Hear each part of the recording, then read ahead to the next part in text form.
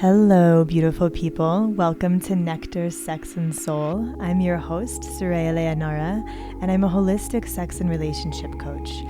This is a chance for us to get intimate, to reach far into the mystical, magical, erotic, tender, inspiring, vital, primordial depths of what it is to be human, what it is to express and inhabit these amazing bodies fully, and what it is to make love to the divine in everything we do. We'll be penetrating deeply into the nectar of what it is to be alive and turned on by life, how to transmute pain and hardship into pleasure and medicine, how to embody the union of polarities, including sex and spirit, and how to love every piece of ourselves wholeheartedly. This is a space where we don't just talk about the act of sex, but rather how sexual energy permeates every area of our lives as the seed of creation and the source from which we all came. Exploring sexuality in this way not only takes our sex lives to the next level, but is a catalyst for a life that turns us on in each and every moment, not just in the bedroom. Within you stirs a sexual vitality that is capable of so much more than you could possibly imagine. This is what we explore on Nectar, Sex, and Soul. Thanks for coming to play.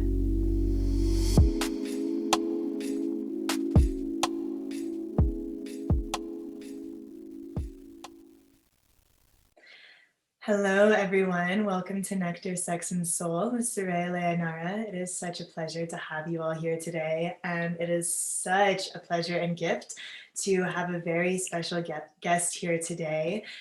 This is a very incredible woman who I met on Maui just a couple months ago, who I am so blessed to have crossed paths with, and so truly honored and inspired and excited to have her here today.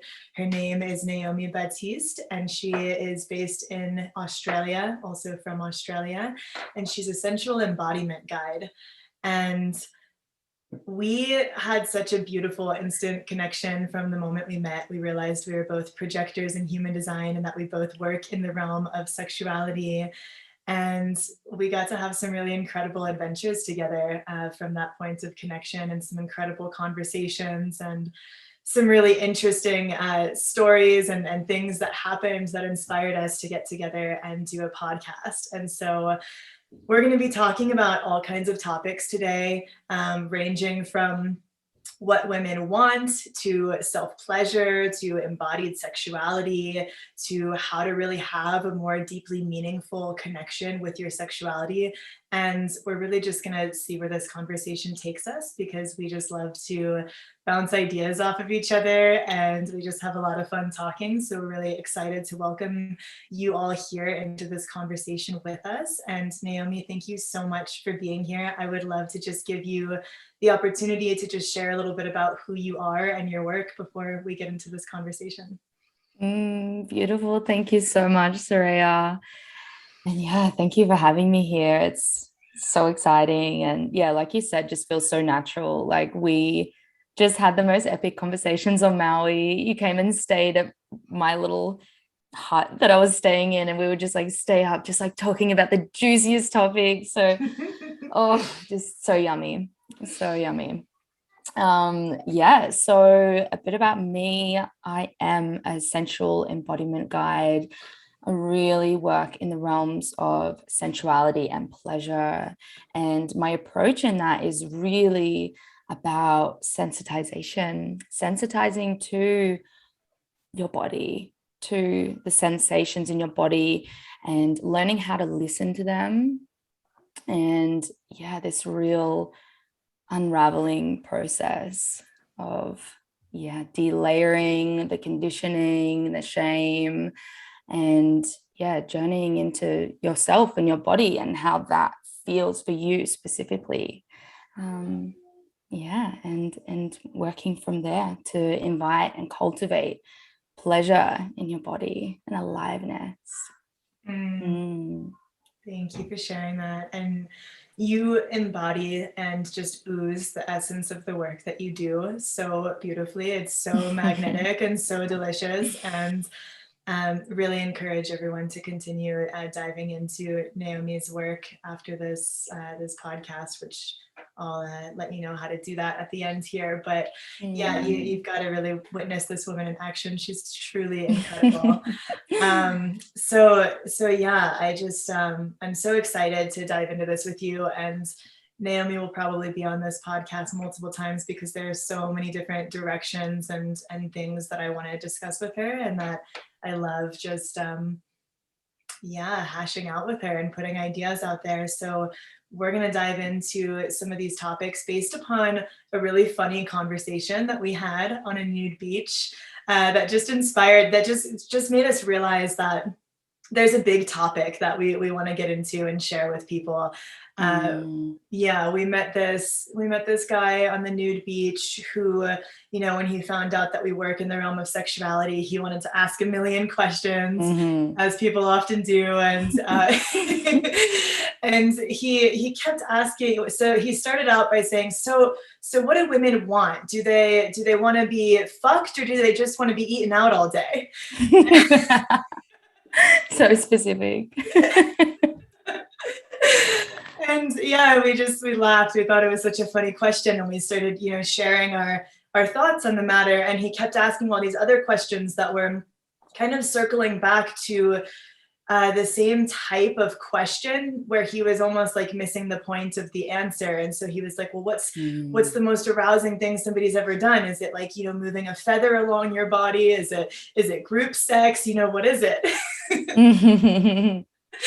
And so, yeah, we were talking a lot about, it's not about a one size fits all approach. It's every single person's body is so different, and every moment is different. And the way that someone's body might interact with this lever could be completely different than the way that it interacts with another lever. And what she loved last week, she might not be into at all this week, because her mood is different, her vibe is different, her hormones are in a different place. And there's so many factors that play into it. And so the question of what women want is, not one that you can kind of sum up in a list of tips and tricks. It's very much more nuanced than that. And what would you say about that, Naomi? What were some of the things that came up for you?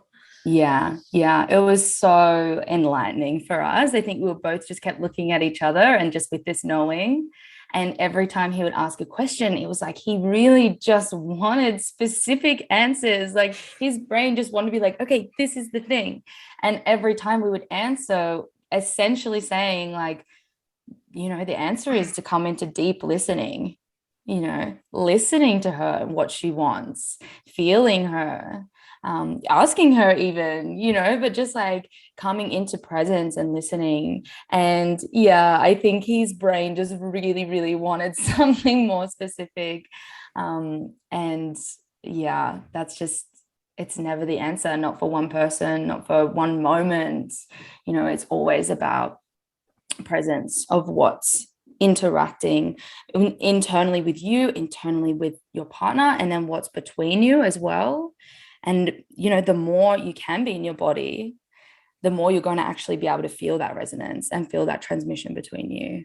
It was very enlightening to realize, okay, if he's asking these questions, he's probably just the person who's brave enough to ask them, and so many other people are wondering the same thing. They're just too scared to ask. Absolutely. Yeah. I really loved his courage and his willingness to just come forth with all of his questions. It was good on him. Yeah, it was awesome. It was a great conversation. And it was really enlightening. And even though I've worked with men for so long, just still realizing that so often, especially in the West, we like to have things figured out. We like to look at things logically. We like to check things off lists and have this very logical framework. And sex isn't really like that. And the female body isn't really like that. And so it's very, important to come out of the head and into the body. And like you said, that deep listening to the moment, listening to the synergy, feeling what is moving through us right now, what is wanting to be co-created between us. And if we come into that with a trajectory, let's say I told him, these are the things that turn me on the most. And then he takes that to the next woman he connects with. She might not be into it at all. That's it. Mm-hmm. And and what it's I can't even say these are the things that turn me on the most, because it really depends on my mood and my vibe. And so it's something that if we are in tune with our bodies, and we know how to communicate, and we know how to listen, and we can slow the fuck down and stop trying to get somewhere, all the answers come clear in the moment. It's not something we have to plan ahead for or study in advance. And there are many things we can do to get to know our own sexual energy in our own bodies, and to work with our sexual energy in particular ways. But there's no going into it having all the answers figured out, because if you try to do that, you're going to be missing what's actually here right now with this unique individual. Definitely. And I think that's a really interesting point, is like, we in our society are so focused when it comes to pleasure and sexuality to focus on the other and what I should be doing. But actually the greatest thing you could be doing for your lover is, in your own time outside of connecting with them, really exploring yourself and really coming into connection with yourself and your body. Because when you can understand how your body works, how your body feels, what you like, when you do come into connection with another, you're very aware. You're aware of your sensation and you're connected to yourself. And so you're not in your head about, okay, what's going to feel good? You're feeling what's feeling good, and you're both in this resonance together. So yeah, like there's all these magazines about all the tips and tricks and techniques. And really, I think it's actually, the answer is opposite to that. It's like coming back to the body, cultivating pleasure, self-pleasure on your own, cultivating it in your body and feeling sensation, coming into the sensitization. And then when you are in connection with your partner, you're not thinking about what should I do next. You're both in this transmission, this resonance together. Absolutely. Yeah, a lot of those tips and tricks are just very surface level, and not actually revealing the depth that's possible. And if we don't know ourselves sexually, if we don't take the time to connect with ourselves sexually, there's so many ways that we're not going to be able to show up in our fullest expression. One, if we're expecting our partner to turn us on and to be the thing that stirs our sexual energy, like, they're working with dead weight, they're working with cold water. And the more that we can be stirring that cauldron within ourselves, and going and knocking on the door of that primordial energy that lives inside of us, that we are made out of, that is that living, breathing vitality, and we can knock on the door of that and connect with it and listen to how it's moving each day, and take time to let the water flow, to really stir that pot, instead of letting it stagnate or become repressed or waiting for somebody else to come along and do that. We are turning ourselves on. We're making ourselves more magnetic, more available, more alive for the connection. And we're taking ownership of our own sexual energy. So I think a lot of times people outsource their pleasure, their arousal to other people, where they need this person or porn or this fantasy to be the thing that lights that energy for them. But that energy didn't come from those other people. It came from deep within us. They were just kind of the mirror that activated it. Absolutely. And what you say about like taking self-responsibility for our pleasure is like, when we're not inviting pleasure into our lives, into our bodies in general, like, how can we expect then, when we're intimate with someone, to go from 0 to 100 and expecting them to be able to take us from 0 to 100? Whereas when we're cultivating this on our own, we're taking responsibility, we're self-pleasuring, we're inviting pleasure into our day-to-day life, finding pleasure and joy and aliveness in all of life, then we're not having to go from 0 to 100 when we're intimate. Actually, we're probably existing on like 50%, 75%, you know, where we're feeling that in our day to day. And so when we're intimate, we're able to really drop in so much more easily. Yes. And I'm so glad you said this because I talk a lot in this podcast about how sex is so much bigger than the act of sex. And so this isn't just about your explicitly sexual self-pleasure practice, but yeah, how are you enjoying your food or your cup of tea? Are you getting into your body and stretching and moving? Do you pay attention to the way the sun feels on your skin? Do you allow yourself to sink into the hug that you share or the sound of your friend or lover's voice? There's so many sensual riches throughout the day that if we're on autopilot, if we're in a rush, if we're not present, we're not actually absorbing the rich nourishment of all of those moments. And every single moment has the ability to feed our turn on, to revitalize our system. Even an uncomfortable situation carries a charge that is energy, that is vitality. And if we know how to breathe that through our system and move and work with it, we can be allowing every part of our day to be feeding us in some way, and we can be in deep communication with our body. And then when you bring that to the bedroom, it's like, yeah, you've already been alive and present and aware in each moment. You're not saving that for the bedroom and saying, well, I haven't been present or turned on all day, and now I'm expecting to be able to turn that on like a switch now that I'm wanting to be intimate. What is it to be intimate with every moment, and then bring that to the bedroom? Yes, yes, yes, yes. That's it. That's it. Exactly. Yeah. When we're existing in like numbness and dissociation outside of sex, how can we expect to be able to drop into our pleasure? That's when we're really needing to depend on like hyper stimulating tools and arousal to be able to go there. Whereas if we can really drop in and slow down and feel, we're really coming into intimacy from a totally different reference point. And that's when we don't need to ask those questions of like, what do women want? We're actually being able to like just be in that space of deep listening. Yeah.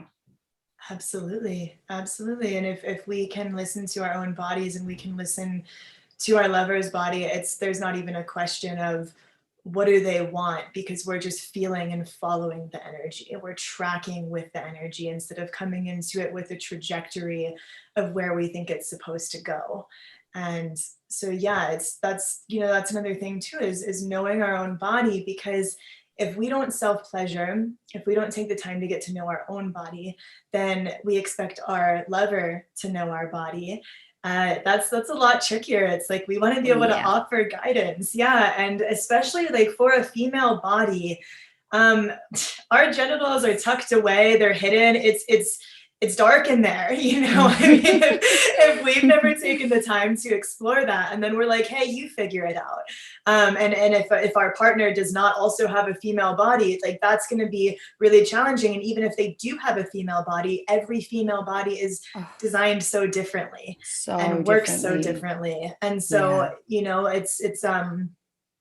we have to kind of give our lovers that grace of taking the time to know ourselves and being able to communicate what we like and what we don't like, and offering some guidance instead of being like, well, good luck in there, figure it out on your own.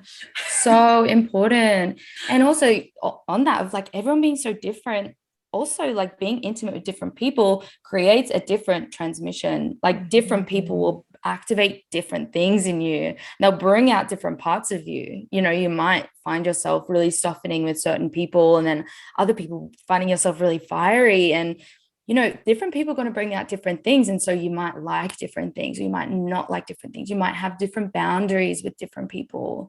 So it's just so important that we're not seeing sex through this one size fits all of like what's going to work for one woman is going to work for another, or even a man. And just always coming back into listening, coming back into openness, receptivity. It's really similar to dance or any other co-creative process, where it's like people can bring out such different qualities in your dance and introduce new ways of moving and open you up in new ways. And some people you find synergy with really easily. Some people it's a little bit awkward and you've got to move through those edges. Some people it's just not vibing and it's not Yeah. really going to work. And so getting curious and feeling into like, where is that point of harmony and synergy between us? And maybe we do have a shared interest, but we're coming at it in different ways, and we need to figure out like, Mm, how do we get on the same page with the desire to explore this particular arena or this desire. And the more that we can communicate, not just with our words, but kinesthetically, energetically, through the breath, slowing down, because if we slow down, we can pick up on all the little subtleties that get, mm, blown past if we're in a hurry to get somewhere. yes. Yeah. Yes, Absolutely. definitely. Really being able to notice the nuances in your body. Mhm. And that's coming back to knowing yourself, connecting with yourself, taking time with yourself, devoting yourself to your pleasure. That's what my work is really about. It's about being able to hone in on those nuances because there's so much going on around us and in our bodies that in our minds, it's so easy for that to be drowned out. It's so easy to be distracted from that. So you really have to, it's a practice, and it's not going to happen instantly. You can't expect yourself to just be so embodied and full of pleasure straight away. It really is something that needs to be coaxed out of you and cultivated and really tuned into. Yes, it is. It's a practice, and the Taoists call it self-cultivation, because we're not going into it with an expectation. Sometimes self-pleasure doesn't have sunshine, rainbows, and orgasms at all. Oh, Sometimes we oh, show yeah. up and we meet the pain and we meet the loneliness and Mm, we meet the frustration and we meet whatever is there. And it's a practice of showing up to let it express, to let it move through, mm, to not need it to be a certain way. And so often people are talking at their sexual energy rather than with it. We can have these demands. mm, Why aren't you showing up in this way? Why am I not wet? Why am I not hard? The body is always communicating something. If we are yes. not able to elicit the response that we want from our bodies, we need to check in and listen. Say, what do you need? What's out of alignment? What are you trying to communicate with me? How can I tend to you? It's not that something is wrong with us or that something's broken. It's a matter of needing to listen to the language of the body and to feel into what is Mm, my body desiring. And instead of being demanding of it and saying, do this for me, give me this experience, how can I be in dialogue with you? How can I listen and meet you and show up to offer you what you need instead of expecting you to perform in this particular way for me or my lover? mm, mm. Yes, I love that so much. And I love that piece that you spoke to around self-pleasure not always feeling good because our sexuality, our pleasure, there's a lot of layers that have been compounding over many years of socialization conditioning. And so sometimes when we come into that connection, things can arise, things can come up, and yeah, we have this expectation that it's always going to feel good, it's always going to be nice, and like you said, rainbows. Like sometimes grief will come up. That I Mhm. went through that process earlier this year. I was moving through some grief, and I would connect with my self pleasure every day without any expectation of like orgasm or anything like that, just to move pleasure through my body and allow the grief and the pleasure to dance, and to ask myself, Mm. how can my grief actually feel pleasurable? Not to change it, but just to feel it and allow it to move through my body and allow my self pleasure to transmute that grief and allow it Mm. to meet one another. Naomi, I love that you just spoke to this because that is so powerful and such a deep piece of the work of Tantra and Taoism is to allow polarities to coexist, to be together. It's not like, we can't experience pleasure when we also have grief or fear or anger or another big one. There are so many horrible things happening in the world right now. There is so much pain and suffering. And that doesn't mean that we should feel guilty for being in our pleasure, for being in our joy. Can we hold both at the same time without spiritually bypassing, without trying to override one emotion or one experience? But can we recognize that on this planet at all times and within each of us, since we are microcosms of the whole, we are holding the full spectrum expression of reality. Everything can and does exist. And so can we be simultaneously with maybe the longing that we have for a partner, but also the love that we have for ourselves? Can we be with the fear that we're experiencing, but also the deep trust in the mystery? Can we be with the pain and the pleasure? And can we find our yes in each moment? And I don't mean this in a way like we're overriding our no, but can we find our yes, which is like, what part of this situation can I lean into and be fully present with and receive the medicine that it has to offer? Where is my yes in this that I can show up for and find pleasure, even if it's incredibly uncomfortable? I love that. I met someone a long time ago. God, I must have been in my early 20s, and I was at a festival, and my foot fell asleep, and I was like, oh, my foot's asleep. And he said, enjoy it, even if you don't. I thought it was like the cutest little riddle. I was like, oh, yeah, this is all like pins and needles and prickly, and I don't really like it. But actually, there's kind of a piece of me that does if I lean into it. Oh, Like, yeah. yeah, there's a pleasure there. And can I find that and enjoy it, even though like the mental part of me that's making meaning of that sensation doesn't like it? The duality is a construct of the mind. The body experiences sensation and energy, and the mind makes meaning of it and says, I like this or I don't like this. And sometimes we can expand our capacity to be with a certain sensation in a way where even that grief or that fear, it's been said that fear is just excitement without the breath. There's a charge, there's an energy in all of these emotions that we have. And can we allow ourselves to feel that and to flow with it? And grief is a big one that has come up in my sexual journey as well. Where I feel like I've tapped into the collective grief of the feminine and the earth on deep levels in my exploration with my sexual energy, and just the tears that have flowed and gushed through me, and being able to be in the vessel of a female body connected to the earth and connected to all the other women through that space of sexual energy and grief has been such a powerfully potent healing portal. That, and it's, I hear so many women say, I cry during sex all the time. Is that normal?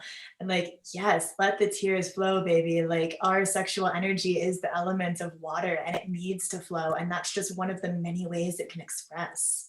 That's it. Like our eros, it's our life force energy. And when we bring our emotions to it, if we bring, our grief, our longing, we bring anything, going on in our lives, we bring that to our eros, to our pleasure. It is so transmutational. It's so transformational.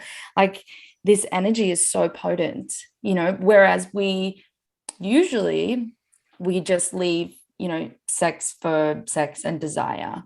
But there is so much room for everything, all of the emotions to be merged with our pleasure, with our eros. Yes. So potent.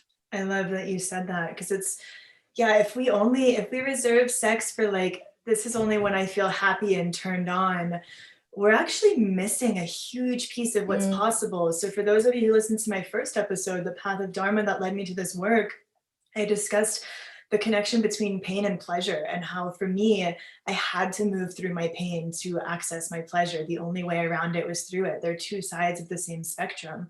And so if we, what I had been doing was running away from sex because it was painful. So I was avoiding it. And then when I realized I actually had to lean into it and gently work with that, and that there was so much medicine to discover through that space, a whole new dimension of sexual exploration opened up. And it's again, like the same with dance, like that eros energy is moving through everything. And so, for example, like sometimes my partner and I, um, instead of having a verbal argument, we move through it with dance. Like we move that energy Love through that. in a way that it's like we're pushing those edges and we're letting it express in a way that sometimes words can only scratch the surface of. And Mm. that kinesthetic communication can be huge. And so we can bring all of that to sex too, and to say like, wow, like I'm having so much sadness right now and I want to show up to like meet that with my pleasure, with my embodied expression, my humanity, and Mm. let it move, embody it, feel it. And that's a beautiful way to work with it. I love that. I love that so much because it's like we're feeling our emotions somatically, so why Mhm. not also communicate them with each other somatically, like from the body? Yeah, I love it. Absolutely. Yeah, there's just such a rich vastness to what's possible in the realm of sexual healing. And we can heal so much more than just our sexuality through the realm of sexuality. So Oh, I yeah. just, yeah, I encourage everyone to kind of let yourself off the hook and feeling like you have to show up to that space in a certain way, because there's so much more Yes. available than that. Yes. Or you have to look a certain way or be a certain way or be sexy. It's like expanding that capacity and those belief systems, what's really possible within sexuality and sensuality. Absolutely. Absolutely. And I think, it's interesting. I think a lot of people can have very narrow ideas of what sex should or can be, and just dropping all the shoulds. I often imagine, what would sex be like if we had never seen anyone else do it in the movies or porn or Wow. elsewhere? Like, how would we approach that space? Wow. What would shift if we could just bring that most pure Oh, curiosity, curiosity. where it's like, Mm. wow, this energy is moving through me. I'm feeling this energy and I'm feeling this way in my body. And oh, there's this attraction with this person. And how does this want to express? Mm.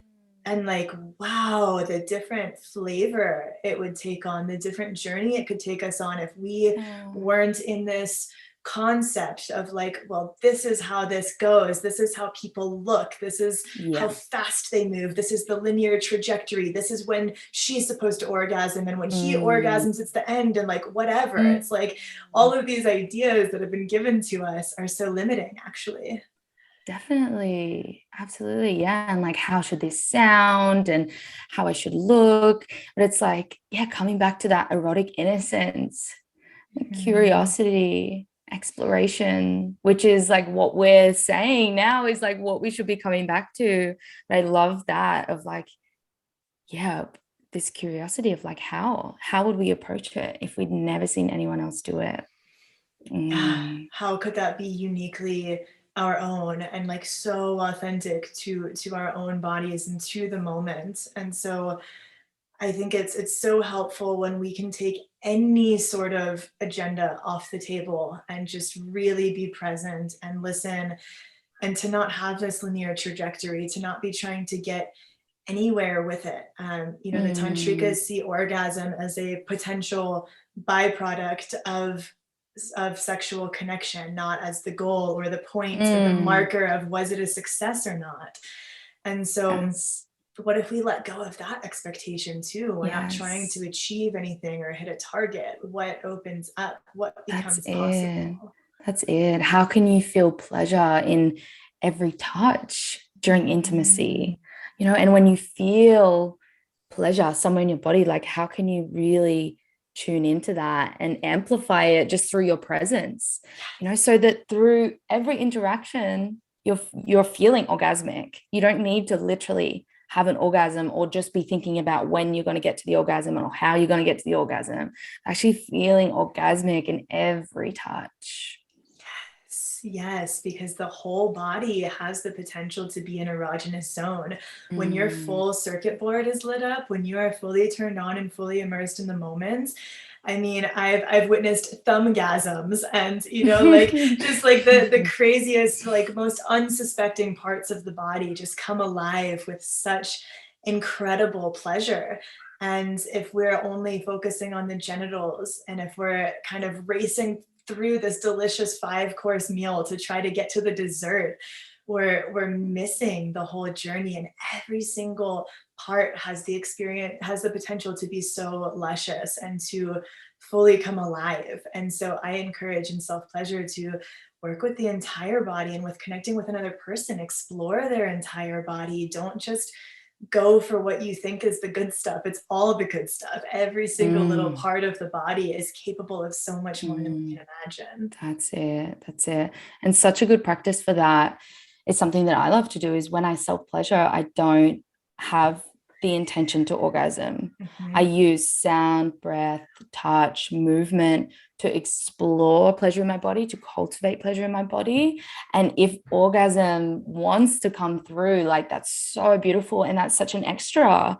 But actually allowing yourself to feel pleasure through the whole journey, the whole experience. And yeah, that's just going to leak out into your life. Like it's just going to bring pleasure in your body and allow it to ooze out of you through your whole life. And especially then when you're intimate with somebody else. And it's just like having that mentality and that intention of finding pleasure in every touch, breath, every sound you make, your movements. How can you find pleasure there? How can you explore pleasure there without doing it just to have an orgasm? Absolutely. I often say that orgasm and sexual energy is really similar to cats. Cats are like these very elusive, on their own flow kind of creatures, and they require a finesse, a coaxing, a flirtation. It's like Yes. it's on their own terms. Like you can't go to a cat like you can a dog and just be like, let's play. Like the dog's always down, but the cat not so much. The cat's like, wait a minute, you gotta coax me. Like you have to be Mm, present. You have to like invite me into a consensual interaction. I And need to feel safe. yes, Mm, absolutely. So it's like if we're chasing the cat is going to run away so fast. If we're chasing that mm, orgasm, it's probably going to be really elusive. Or maybe we can like squeeze one out with all our might. Sometimes we can squeeze out those quick, sharp orgasms when we tense. But it's when we slow down and we relax and we breathe and we invite and we become open for and work with mm, this essence of allowance, that cat mm. is seduced to come into our presence and to come connect. Yes. Come rub up against us, allow us to Yes. pet it and play with it. Yes, I love that analogy. Yeah, there's very much that building of energy and just like being curious and not having that expectation, but being grateful to receive the blessing should it arise. Yes. Mhm. I love that. Yeah, and I think a big piece, you mentioned several things about sensitization, and I think this is a huge one that I want to get into here, because for a lot of people, self-pleasure has been geared towards the point of this is to get off, or to blow off some steam, to release pressure, and nothing wrong with that. But if you're trying to cultivate a deeper capacity to feel and to learn your sexual energy, then it's really helpful to try to take that goal off the table and to get really curious about prolonging and expanding pleasure and sensation and being able to listen and to journey deeper and to see where it takes you. And one of the biggest pieces to this is resensitizing our bodies, because if we've been in a pattern of using vibrators, or watching a lot of porn, or just using a very aggressive, fast touch, being too in the head, not in the body, all of these things can result in our body not responding to subtlety, kind of being shut down or numb, and not being able to go to those deeper places. And so, yeah, I'd love to hear anything that you have to say about that, because I know this is something you work with a lot. Yeah, definitely. Yeah, it's about that hyperstimulation, it's like Mm. we are often dissociating as well and wanting to get into this hyper arousal to get this like quick fix and to get there quickly. And that can be really addictive. And that's sort of the danger zone of using things that are going to be like hyper stimulating for us. Whereas everything else we've spoken about, of like listening to the body, feeling the nuances of the body, that's very hard to do when we are, using things that are going to be just hyper stimulating us, only perhaps in the genitals as well. So again, we're like missing that like orgasmic sensation through the whole body. And coming back to it being addictive as well, is that we can get into a sort of a habit with it. And I definitely don't want to demonize using these tools. Every now and then it can just be what you want. That's what you're craving. It feels good. It's nice to just get in there and have fun with it. But it's because it can be so addictive that we're doing it so often that we're missing out on feeling. We're missing out on sensitizing. We're literally desensitizing. And so when we want to then come into a space of deep connection with a partner, with ourselves, we then think, oh, I can't do this. I can't feel anything. I'm numb. I have to dissociate. And like having all of these things come up. And it's because, we haven't been cultivating that pleasure in our whole body. We've been allowing ourselves to just, get the fast food, get in and get out. And yeah, that's when the issues can really arise, when we're actually really wanting to be able to feel. Absolutely. Fast food is a great way to describe it. It's like the difference between the fast food and that really good organic 5-course meal that's truly nourishing. And trauma happens when there's too much, too fast, too soon. And I actually think that when we come at ourselves in this very kind of aggressive, abrasive way with like really intense touch, especially when our body is not warmed up. So like the body actually can be receptive to more pressure and speed when it's fully opened up and aroused and in a space to receive that. But if we go right for that, it can be way too much for the body, and it can kind of short circuit and go numb or become hyper sensitive. And so it's really important that we're paying attention to how we are wiring the body when we do this. So a lot of times I'll hear women say, I can only come with a vibrator, or like my partner can't make me come. I only can with a vibrator. That's because you're desensitizing yourself with that. It doesn't actually resemble human touch. Your partner is not going to be able to do something similar to that with their body, and it's going to be harder for your body to be receptive to those more nuanced subtleties. And so if we can slow down and work to build pleasure, build energy, instead of going from 0 to 100, because with most things in life, if we go from 0 to 100, we're going to blow the nervous system out. And so we just need to be mindful of how we're doing that. And the same goes for men who can't get hard with a partner, or who are coming sooner than they'd like. Very often this has to do with overusing porn, being too in their heads, being desensitized, having too high of a tolerance for novelty, for whatever it is that they've been diving into, that it's hard for them to be present with the person in front of them and with the sensations in their body. And so yeah, just learning how to come home to that essence within ourselves without all these like extra bells and whistles. But what does it mean to really just open up to what's already here? And if we feel bored in that, being with that. If we feel numb, being with that, taking the time to lean in and to just be present with the fact that I feel bored right now, or I feel numb right now. Can you stay with it and continue getting curious, and maybe notice, what are you not picking up on because you're used to having like more loud sensations or more loud expressions of pleasure. So it's kind of like,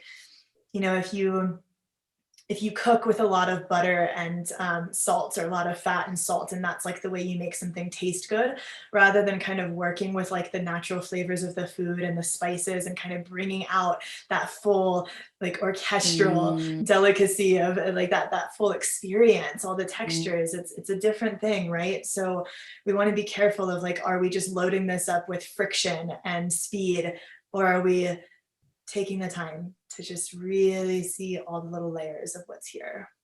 That's it. Yeah. And that's a great analogy as well with the food, because it's like our taste buds, if we're always using the natural flavors, like our taste buds are going to like acclimatize to that. They're going to like acquire a taste for what we're usually eating and be able to feel the richness and the fullness of those flavors. Whereas if we're always using these like, yeah, really intense, like spices and butter and just like loading it up with garlic, like it's going to be overpowering to our taste buds. And so then when we've got the natural flavors, it's like I can't taste anything. Yes. Oh, I'm so glad you said that too, because actually sugar is a great example of this. Sugar is Yeah. like a very addicting thing, just like, fast food types of Mm, sex. And when we detox from sugar, our palate gets reset. We cleanse our palate, and then coming back into exploring the sweetness of things that maybe we didn't even mm, recognize as sweet before can feel like so sweet. Like just yes. being able to pick up on those undertones that maybe like you didn't even notice before because you were so Right. steeped in this higher tolerance. So food is a great analogy to work with sex, because also like we have a tendency to devour food a lot of times, or to not be present when we eat. And I love to offer the practice of slowing down with your food and letting it be something that appeals to all of your senses, and savoring rather than devouring. Like, can you really be present with every little texture and flavor Mm, and let it melt in your mouth? Because you actually get to mm, enjoy it for longer when you do that. Otherwise, like, you scarfed it down and it's gone. And it's the same thing with sex. I mean, if you love sex, don't you want to be able to luxuriate in it for longer, and to mm, really like expand the space within which you get mm, to play? and enjoy all of it. Yeah. Why not enjoy every moment rather than just the climax? Hmm. Just Absolutely. rushing to get there. Absolutely. Yeah. Like, I loved you said on Maui, because we were talking about foreplay on that conversation on the beach. And you said, I don't even like the word foreplay. And I was like, that's such an excellent point. But yeah, because it implies that this is just a means to an end, to get to Yeah, like the main act. And that's just simply not the case. that's it. It's all play. Like it's all sex. It's all part of the journey and the pleasure. Yeah.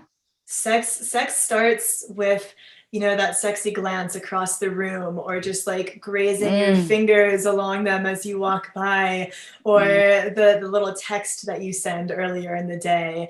And you can be mm. building that energy, and truly making love throughout the whole day. It's Yes. there's truly no separation between like what's sex and what's not. And I think that was another question that he asked us that day, actually. And it's, yeah, there's many different expressions of sex, but like, where do you draw the line? And why box sex into this one little piece where you're like, this is sex and the rest is just, the mating ritual that we do to get there? Mm, so true. So true.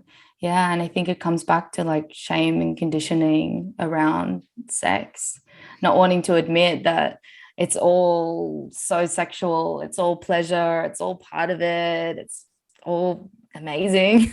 Yes, yes, absolutely. And like, what does it mean to make love with every moment? Like, Mm, that's mm, ultimately how we're going to have the richest, juiciest, most turned on lives. And mm. if we tell ourselves like, this isn't the moment, it's not this one, it's like, well, why not? Why can't this Why moment not? be delicious too? Absolutely. I love that. I love Yeah. that. Mm, Yeah. And I think, kind of coming back to that space of connecting with our own sexual energy, it's like that becomes second nature when we're connecting with it in each and every one of the moments throughout the day. And then it becomes second nature to connect with a lover in an intimate way when mm, we've been doing that with ourselves. It's like we want to have that language be fluent within us, right? We want it to be something that, um, we know our bodies well. We know how to stay grounded in our own sexual expression, because when we're with another person, like, wow, the energy is high, it gets hot, and it's like we can have a tendency to forget to breathe, to like speed up, to lose ourselves in that Mm, person. And so having that anchor into your own sensual sovereignty is huge. yes, yes. Do you know how to make your way back there? Like, do you Yes. know how to drop into your body, into yourself? Exactly. Yeah. So important to have these tools, have these practices that you do when you're alone, so that when you're with a lover, you can come back to that anchor, as you said. Yeah, and you're not Mm. you're not needing them to fulfill that. So this is Mm. this is another huge one because it's like, yeah, we all want a lover to be able to explore that with. Of course, that's so yummy. And Mm. also, like, what happens when that lover isn't in the mood and we are? We don't want to put that pressure on them. Sometimes like we just need to be coaxed into the mood, but other times it's not aligned. And it's like, do we have to repress that energy? No, we want to have a way that we can go tune into our own energy and fill our own cup and continue to give from that cup rather than like resenting our partner because they're not there to meet us in that way, or rather than feeling like, oh, I can't get what I want because they're not showing up to give me this thing.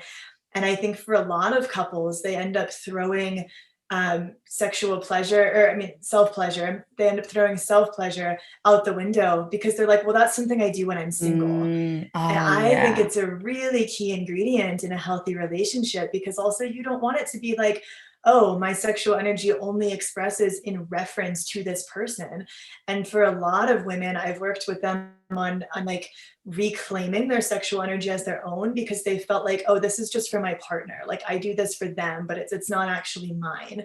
And Mm. then also, if we get out of a relationship and we haven't been connecting with our own sexual energy, it's like, whoa, where am I? I've totally lost touch with myself in that Oh, way. completely. Completely. Yeah. You just nailed that. That's such a big piece.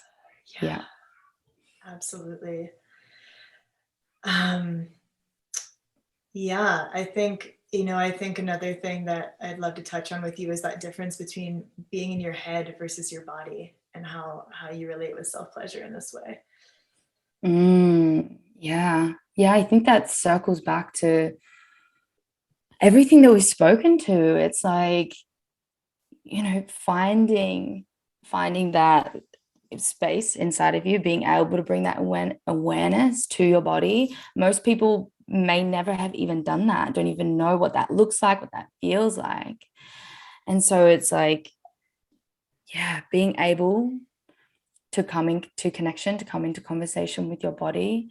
A simple practice I would say to even begin that journey is, something that I tell all my clients, like just put just one song a day, just like one track. It's not like, you need to do a big, long half an hour or an hour, anything. Just put one song a day where your intention for that is to just move with whatever you're feeling and to just feel your body, Mm. move, whatever is alive, whatever wants to come through. It might not even look like dancing, but Mm-hmm. even if you're just giving yourself that few minutes, it's, over time, you're going to become familiar with your senses. You're going to become familiar with what it feels like to actually be in your body.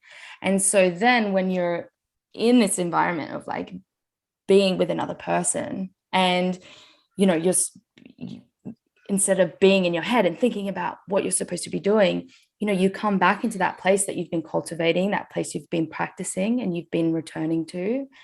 And that place, you can Mm-hmm. come into intimacy from that place of connection with yourself.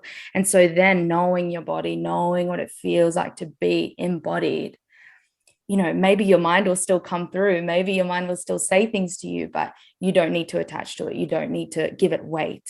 You know how to come back into the body, you know how to come back to your breath and your movements can drop you into that place again that you've been practicing going to. Yes. Yeah. So you're offering breadcrumbs back home to yourself. You're like cultivating those mm, pathways back home to you. mm, I love that. And I love that you spoke to that of just like putting the music on and feeling what you feel. Like, yeah. I think it's almost even sometimes I don't even like calling it a self-pleasure practice just because it's like it doesn't have to necessarily be how you would define pleasure. And so, yeah, like we are working, can you find the pleasure in breathing with that? Can you find the pleasure in being with your body? But even just letting yourself, like, you don't have to feel sexy when you show up to it. You don't Mm. have to feel, happy or particularly alive, but it's like you can stir that vitality through saying, I'm going to bring my frustration to this song and to this movement and just let it fucking move through and see what happens. Yeah, full permission to feel, for it to look however it wants to look. I love that you said it doesn't have to look sexy, and it doesn't have to look like anyone else. Mm-hmm. It doesn't need to look like anything you've seen. Just allowing your body to move how it wants to move, how it's like yearning to move, like whatever comes through, whatever emotion comes up, just full permission for yourself. It's a way to give your body a voice. Like, what do Mm, you need to say, body? Like, this is your space yeah, to do your thing and express. that's it. And Yeah. I think it's also a gorgeous way to learn to source our turn on from within. I know I already kind of touched on that, but can you find how sexy it is to be in your skin? Like, can you just Mm. enjoy being in your body and recognizing, like, I'm fucking amazing. I'm beautiful. This body is a miracle. Like, I don't need somebody else to arouse me, to like get me to this place. Like, I can appreciate the beautiful temple that this body is, and that's fucking magnetic. Like, when you feel that and you're in a place where you can turn yourself on, oh my god, So magnetic. it is so So magnetic. magnetic. Yeah, Absolutely. that this actually brings up something interesting for me. I was reflecting to a friend the other day, several years ago. I had a haircut that I hated, and I just felt so ugly. I felt so ugly, and I was like, it affected me and my self-confidence so much. And then a couple of months ago, I got this haircut and I've got this mullet, and I'm like not happy with it. I'm like hating it. I'm like, I can't wait for my hair to grow. But I always thought that if I had a haircut that I hated, that I would feel ugly again. It would really, really rock me. And it's actually the best thing that has happened for my self-confidence now, because I've realized that I don't give a shit. I still feel the sexiest I've ever felt, because that esteem is coming from the inside. It's how I feel. I actually feel so much pleasure in my body that I don't care how my hair looks. I don't care what haircut I've got. I feel sexy. Mm. It's not dependent on how I'm looking externally. And so that's been such a huge lesson for me. And why, and just reminding me the importance of prioritizing pleasure, self-pleasure, like cultivating that, so that you don't need to depend on how someone perceives you. You don't need to depend on whether you're like really happy with certain things about your appearance. You can actually just feel sexy and magnetism like radiating from the inside. Yes, it is so much more about how you feel than how you look. And that translates hugely. I mean, there have been so many times that, I didn't maybe notice somebody physically at first, but then just feeling their energy and the way they expressed themselves and how embodied they were became Mm, incredibly physically attractive to me. And vice versa, somebody who was visually appealing and then, just feeling that they weren't embodied, or they didn't mm. they didn't, or they were like too arrogant or whatever, and like it was like, oh, I'm actually not so attracted to you. And so it is so how you feel. And I love that you shared that story, because you had gotten that haircut right before we met, and I was like, oh my god, I love your pigtails. Like, I thought it was so cute. And you told me the story about having a, well, I guess you can sum it up in a couple sentences if you want, but I thought it was so hilarious about why you got it. And then I love that it was like a catalyst for you to just rock it. Yeah. Yeah, totally. Yeah, it was really funny. And that was a lesson, like, don't get a haircut in Venus retrograde. Like, Yeah. yeah. Yeah. I got my ex-husband as well, of all people, to do it. Like, we were at my family Christmas, and yeah, things had like fallen through with the lover. And I was just like grieving. And I was like, right, I don't care anymore. Like, I don't need to look pretty for like this person, because I'm not even meeting up with them anymore. I'm just gonna like cut a mullet. I've always wanted one, and I got my ex-husband to cut it. And yeah, the reason that I wasn't happy with it was because I told him so many times that I didn't want any length off. And of course, he just like hacked away and like took all of the length off. And I was like, oh my God, like, what have I done? I'm like, and that was right before I met you as well. And yeah, huge lessons of that. It was so funny. Yeah, but way to transmute it, babe, to be like, I actually don't even care how my hair looks. I'm still sexy as fuck and I rock it. Oh, And so then worth it. like, and since then, I mean, I like one of the things that I'm just so inspired by you is the way that you share yourself in your pleasure, in motion, in your body, and that there's been all these other women that have reached out to you and said like, wow, I've always been so insecure about my body and we have the same body type, and Mm, seeing you in your pleasure made me realize that my body is beautiful too. mm, And that's mm, so fucking incredible and so touching, because like we're all our own worst critics, and to see somebody like so embodied in their pleasure and to be like, oh wow, this is like really about how you feel and how you own it. And to see that as a reflection of like, I can do that too. And I mm, love that you're the catalyst for so many women in that way. mm. And just helping them love their bodies by loving yours. Mm. Yeah, it means everything to me. Like that's my why of why I do this work, is to be that permission piece for other people to drop into their sensuality and their pleasure and to own it, and to just feel like, Mm-hmm. oh, okay, if she can, then I can, and like we can sit here and talk about it. But there's something also really beautiful in people actually being able to receive the transmission visually.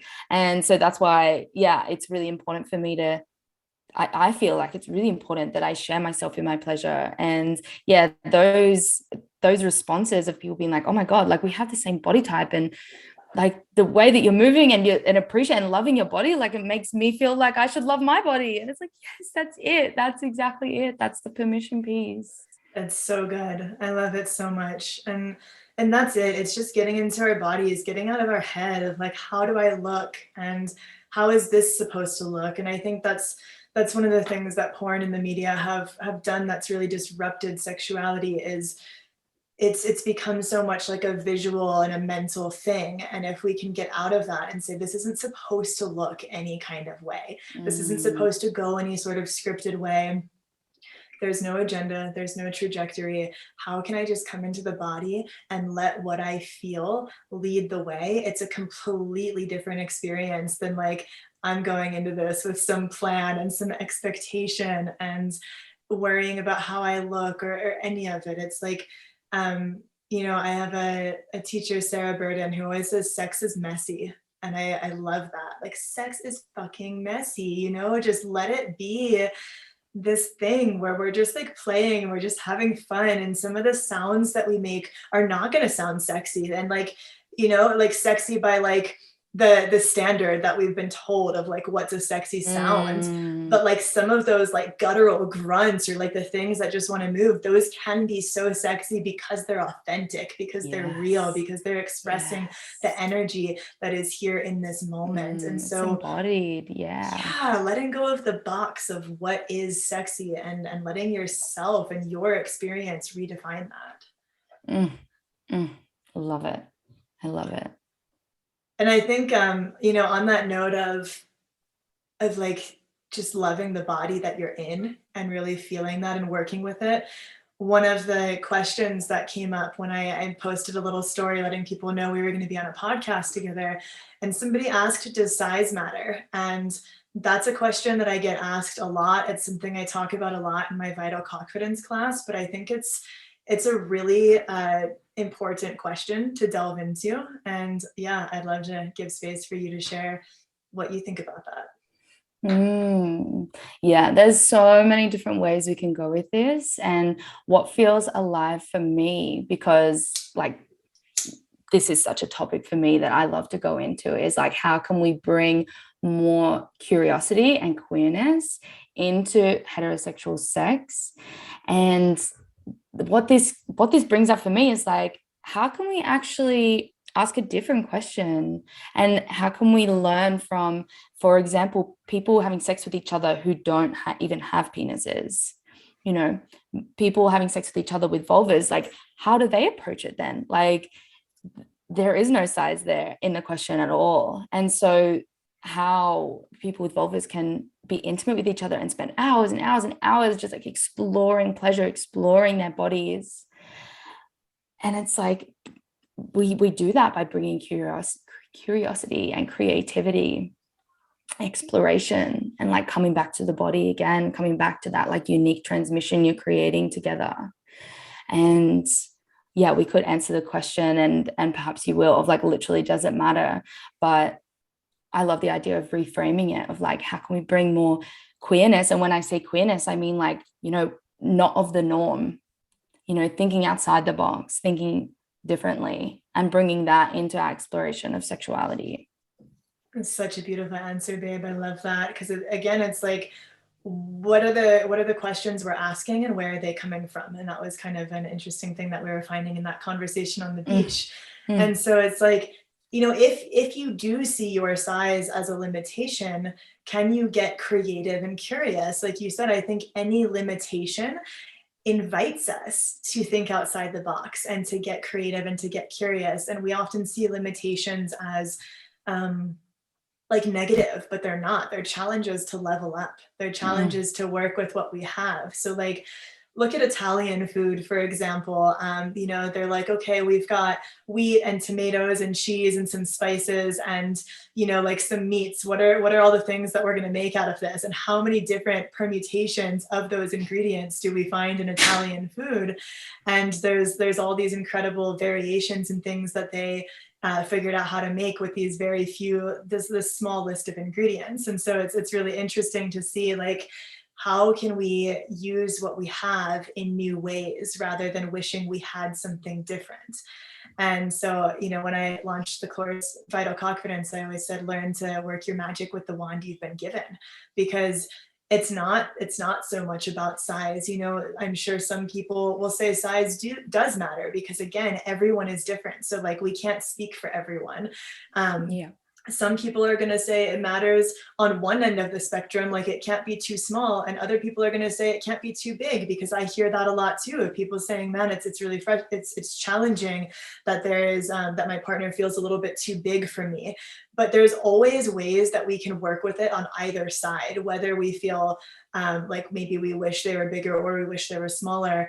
There are always ways that we can get creative and work with that. And the body is so incredibly versatile and like able to work in these different ways. And so like the female body, for example, we can reach all the erogenous zones in the female body with the hands, with toys, and with most penis sizes, because actually even the cervix, which is at the back of the vaginal canal, she can actually move on her own towards whatever is stimulating her, which is absolutely incredible. So the body has a divine intelligence that moves towards connection, that moves towards finding ways to open when that space is safe and when there's trust and when there's an openness and a willingness to explore. And there are parts of the female body that are actually often going to respond better to manual stimulation, because it's more articulate than, you know, what a penis can do. So it's like, we can always get creative and think about what are the other ways that we can play with this, rather than boxing ourselves into, well, size is the determining factor, because it's actually just such a small ingredient. Yeah, I love it. Well, I'm curious if there's anything else that you feel a burning desire to share about, or anything that's, you know, alive for you right now, or that feels connected to this conversation or connected to your work that you want to bring into this space. I don't know if there's anything else, but I just love how there's been such a common thread through this conversation, and how everything's just like weaved into each other. And yeah, really excited for the other topics that we have planned, because I know that they're all very specific to each other and very different to this. And I just really know that they're all going to weave into each other as well. So I'm feeling a lot of aliveness around that. Yeah. I love that. Yeah. So I hope it's been clear that there's this common theme, that there is no one size fits all approach, and that the more you know yourself and the more you can be open and curious and learn to listen, the more you're going to be guided to exactly what the moment is calling for.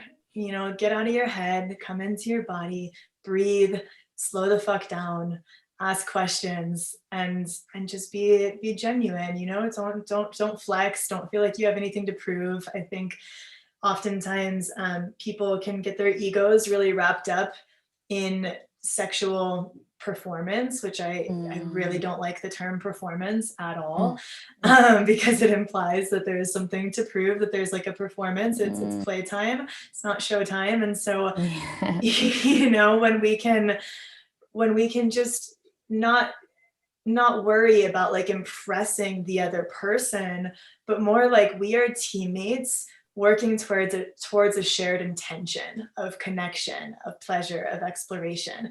And how do we support each other in that? And where does that take us? It takes on a totally different flavor. Yes. Yeah.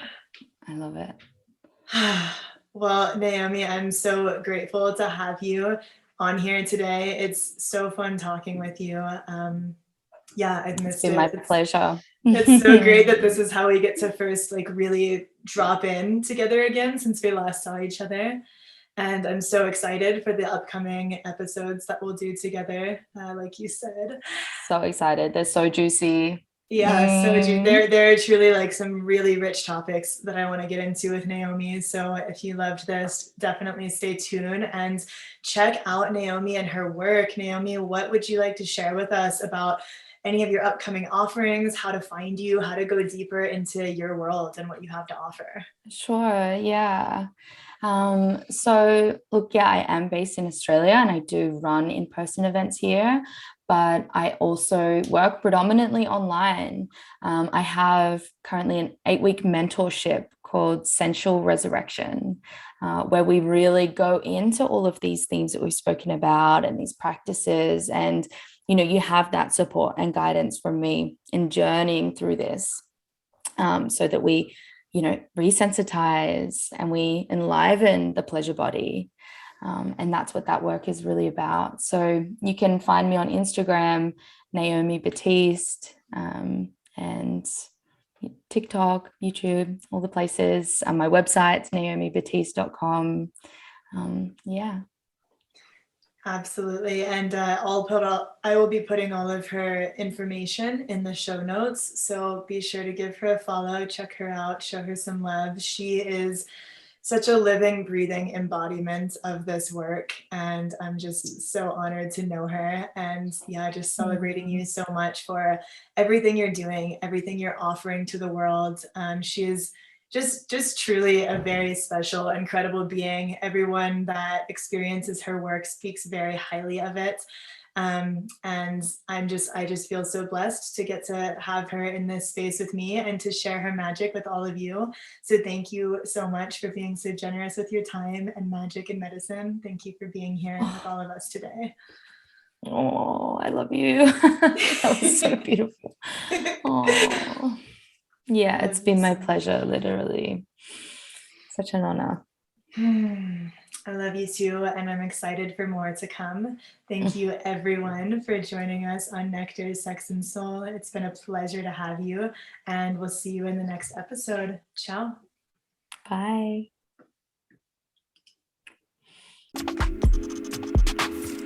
Thank you so much for dropping into Nectar, Sex, and Soul with me today. It's been a pleasure to connect with you. If this episode lit you up or illuminated something impactful for you in some way, I invite you to subscribe, leave a review, and share it with someone you feel would love to hear it. To learn more about my work, check out sorayaleonara.com, sign up for my newsletter, and follow me on Instagram and YouTube, where I share tons of free content, special offers, and ensure you're the first to know about my new offerings. I offer private coaching as well as courses, workshops, and retreats, so be sure to stay in touch if you'd like to go deeper together. Thank you, loves. Have a gorgeous day. Ciao.